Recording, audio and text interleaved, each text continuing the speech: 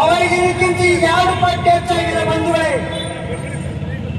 ಹಾಗಾಗಿ ಈಗಾಗಲೇ ಕಾನೂನಲ್ಲಿ ಇದೆ, ದಲಿತರ ಕೇರಿಗಳಿಗೆ ಪೊಲೀಸ್ ಹೋಗ್ಬೇಕು, ಮನೆ ವಿಸಿಟ್ ಮಾಡ್ಬೇಕಂತ ಇರ್ತದೆ. ಬಟ್ ಈ ವ್ಯವಸ್ಥೆಯಲ್ಲಿ ಎಲ್ಲ ಇದ್ದವ್ರ ಪರವಾಗಿ ಹೋದ್ರೆ ಇಲ್ಲದವ್ರ ಪರವಾಗಿ ಯಾರು ನಿಲ್ತಾರೆ ಸ್ವಾಮಿ? ಏನಾಗಿದೆ ಬಂಧುಗಳೇ, ನಾವು ಒಗ್ಗಟ್ಟಿಲ್ಲ ಅಂತೇಳಿ ಅವರು ಆಟ ನಡೆದಿದೆ. ನಾವು ಒಗ್ಗಟ್ಟಾದ್ರೆ ಮತ್ತೊಂದು ಭೀಮಾ ಪಡೆಗಳು ಶುರು ಮಾಡ್ತೀವಿ ಅಂತ ತಿಳ್ಕೊಳ್ಳಿ. ಇವತ್ತು ಮಸ್ತಿನಿಂದ ಶುರು ಮಾಡ್ತೀವಿ. ಯಾಕಂದ್ರೆ ತಪ್ಪು ಮಾಡಿದ್ರೆ ಕಾನೂನು ಐತೆ, ಪೊಲೀಸ್ ಸ್ಟೇಷನ್ಗಳಿದಾವ, ಕೋರ್ಟ್ ಇದಾವ, ಕಚೇರಿ ಇದಾವ. ಏನ್ ನನ್ನ ಕಾಯಕ ಸಂಬಳ ಕೊಡ್ತಾರ ನೋಡಿ?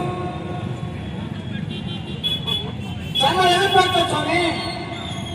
ರಕ್ಷಣೆ ಸಲುವಾಗಿ.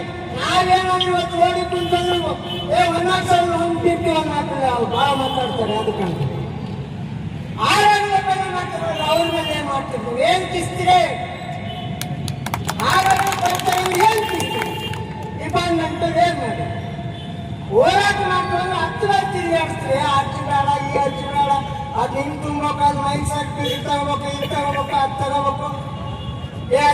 ಅವ್ನು ಜಾಸ್ತಿ ಮಾತಾಡ್ತಾನೆ, ಅವ್ನು ರೋಗಿಸಿದ್ರು ಇವನ್ನ ಒಳಗಾಕ್ರೆ ಅವನದೊಬ್ರು ಅಂತ ಹೇಳಿ ಪ್ರಸಾದ್ ನಾಡಗದ ಬಂದಿದ್ರು. ನಮ್ ತಮ್ಮ ನಿನ್ನಿಂದ ಮಂಡ್ಯ ದೇವದುರ್ಗದಾಗ ಹಾಡಾಗಿ ಓಡಿ ರೋಡಿ ಹಾಕಿ ಹೇಳಿದ್ರು. ಕಾನೂನು ಏನ್ ಮಾಡ್ತಾ ಇದೆ?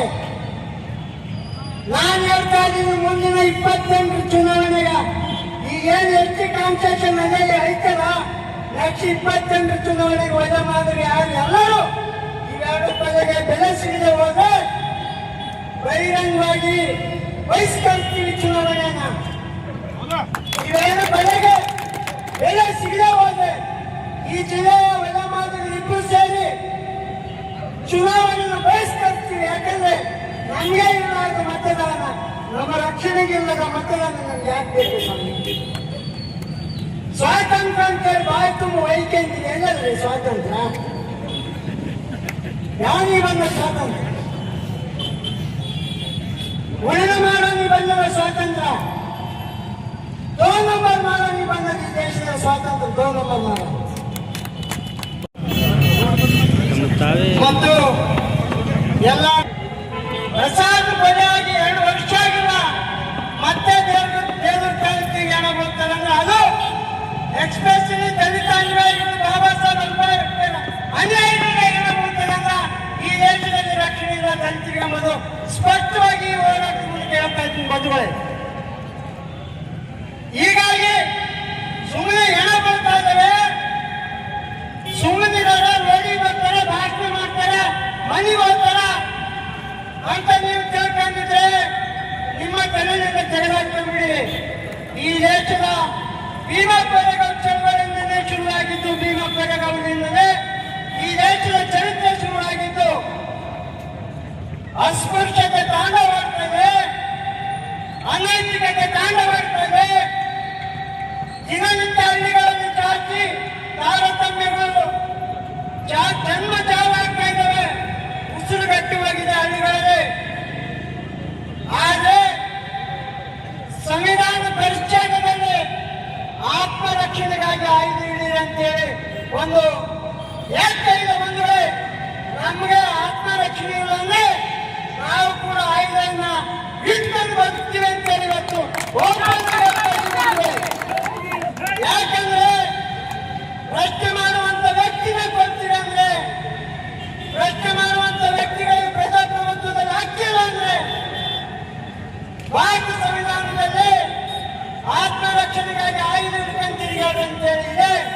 ಯಾಕಂದ್ರೆ ನಾವು ಇಷ್ಟು ವರ್ಷ ಈ ದೇಶದ ಸಂವಿಧಾನ, ಈ ದೇಶದ ಕಾನೂನು ನಮ್ಮನ್ನು ರಕ್ಷಣೆ ಮಾಡ್ತದೆ ಅಂತೇಳಿ ನಾವೇನು ಭಾವಿಸಿದ್ವಿ. ಆದ್ರೆ ಈ ದೇಶದ ಕಾನೂನು ಉಳ್ಳವರಿಗೆ ಮತ್ತು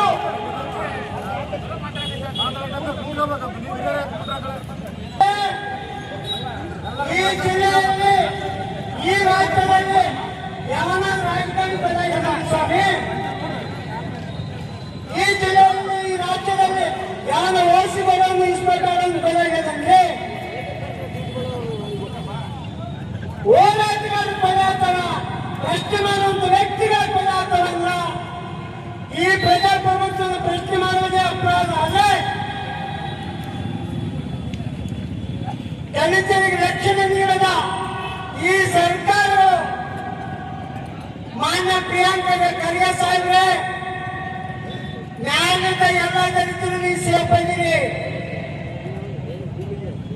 ನ್ಯಾಯಯುತ ವಿಧಾನಸೌಧ ಪಾರ್ಲಿಮೆಂಟ್ ಎಲ್ಲ ರಾಜಕಾರಣಿಗಳು ಎಲ್ಲ ಮಂತ್ರಿಗಳು ನೀವು ಸೇಫ್ ಆಗಿರಿ.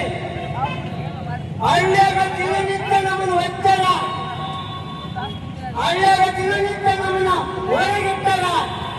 ಎಲ್ಲ ಒಂದೇ ಜವಾಬ್ದಾರಿ ಯಾವಾಗ ಕೇಳ್ತಾ ನಾವು ಒದಗಿದ ಕಡಿಲಿಲ್ಲ ಬೆಳಿಲ್ಲ ಯಾವಾಗ ನಿಮಿಷದ ಅವತ್ತು ನಾವು ಬಾಯಿ ಮಂಚಿ ನಾವು ಜಡ್ಪಿ ಮಾಡು ಟೀಪಿ ಮಾಡು ಇನ್ನೊಂದು ಮಾಡ್ರಿ ಅಂತೀವಿ. ಈ ವ್ಯವಸ್ಥೆ ನಿಮಗೆ ಯಾವಾಗ ಅವರು ಗುಲಾಮರಾಗಿರ್ತೀರೋ ಅಲ್ಲಿ ತನ್ನ ನಾವು ಒಳ್ಳೆಯವರೇ. ಯಾರು ನಾವು ಗುಲಾಮಗಿರಿಯನ್ನು ಒಪ್ಪಲ್ಲ, ನಾವು ಚೆಕ್ ಹಾಕ್ತೀವಿ ಅಂತ ಹೇಳಿ ಏನ್ ನಿಲ್ಲಿಸ್ತೀವಿ ಅವಾಗ ಅವ್ರಿಗೆ ಆರಂಭದ ಚಕ್ಕೆತದ ಬಂಧುಗಳೇ. ಹಾಗಾಗಿ ಇವತ್ತೇನು ಶುರುವಾಗದ ಇದು ಎರಡು ಬಲೆಗೆ ನ್ಯಾಯ ಸಿಗಲಿಲ್ಲ ಅಂದ್ರೆ 28 ಚುನಾವಣೆ ಬರೋಬ್ಬರಿ ಮತದಾನ ಬಹಿಷ್ಕರಿಸ್ತೀವಿ ಅಂತ ಹೇಳಿ ಈ ಹೋರಾಟದ ಮೂಲಕ ನಾವು ಎಚ್ಚರಿಕೆಯನ್ನು ನೀಡ್ತಾ ಇದ್ದೀವಿ. ಈ ಹೋರಾಟ ನಿಲ್ಲಲ್ಲ, ಇದು ಆರಂಭ ಅಂತ್ಯ ಇಲ್ಲಿ ಕಾಣ್ತದಂತೇಳಿ ನಾವು ಹೇಳಕ್ಕಾಗಲ್ಲ. ಇದು ಹೋರಾಟ ಸಮುದ್ರದ ಅಲೆಗಳಿದ್ದಂಗೆ ಯಾಕಂದ್ರೆ ಮಾಡ್ತೀವಿ ಹೇಳಕ್ಕಾಗಲ್ಲ ಅಂತೇಳಿ ಈ ಹೋರಾಟವನ್ನು ಉದ್ದೇಶಿಸಿ ಮಾತನಾಡಲಿಕ್ಕೆ ಅವಕಾಶ ಮಾಡಿಕೊಟ್ಟಂತ ತಮ್ಮೆಲ್ಲರಿಗೂ ವಂದಿಸಿ ನನ್ನ ಎರಡು ಮಾತುಗಳನ್ನು ಮುಗಿಸ್ತೀನಿ. ಎಲ್ಲರಿಗೂ ಜೈ ಭೀಮ್.